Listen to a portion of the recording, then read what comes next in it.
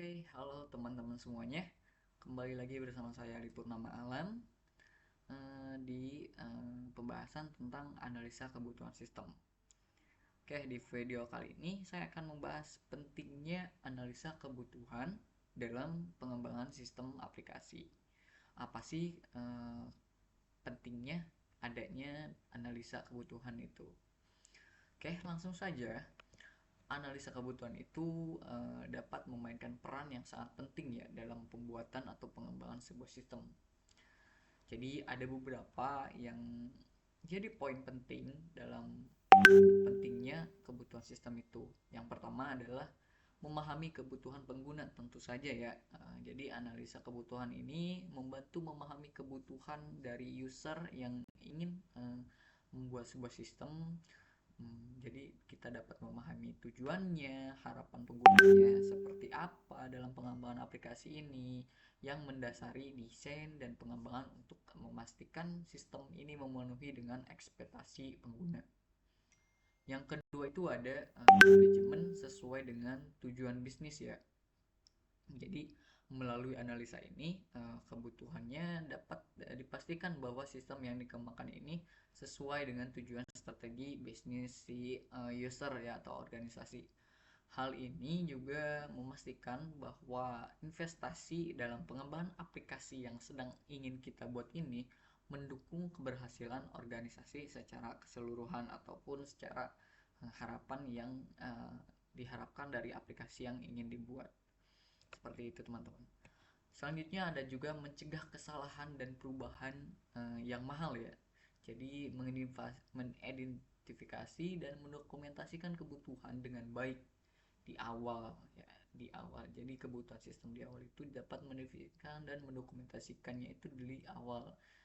Jadi dapat mencegah perubahan atau kesalahan yang mahal nantinya di tahap-tahap selanjutnya ya. Jadi kita sudah analisa terlebih dahulu biar selanjutnya tidak ada perubahan yang lebih mahal lagi. Jadi analisa kebutuhan ini dapat berupa kebutuhan yang solid, membantu mengurangi resiko pengembangan yang tidak efisien. Seperti itu teman-teman. Yang keempat itu ada basis perencanaan proyek ya. Analisa kebutuhan juga memberikan dasar yang solid untuk perencanaan proyek dengan pemahaman yang jelas tentang apa yang dibutuhkan oleh tim. Jadi sebuah tim itu dapat membuat rencana yang realistis ya, menetapkan prioritas dan mengalokasikan sumber daya dengan efisien. Mau itu dari servernya, dari database-nya. Setelah ada analisa kebutuhan sistem itu akan lebih mudah untuk tim pengembang dapat melakukan perencanaan pengembangan seperti itu.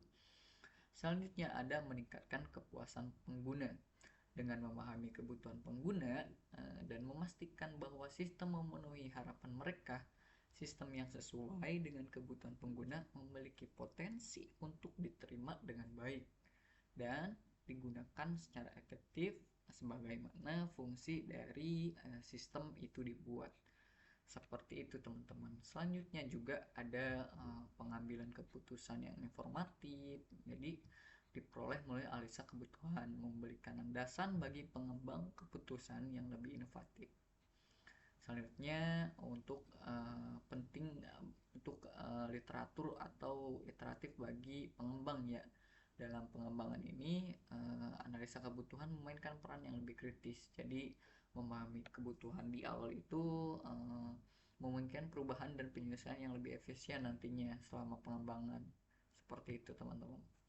Yang ke-8 juga memastikan komunikasi stakeholder ya. Jadi antara stakeholder dengan pengembang itu dapat saling terhubung ya antara dijembatani dengan analisa ini teman-teman. Seperti itu.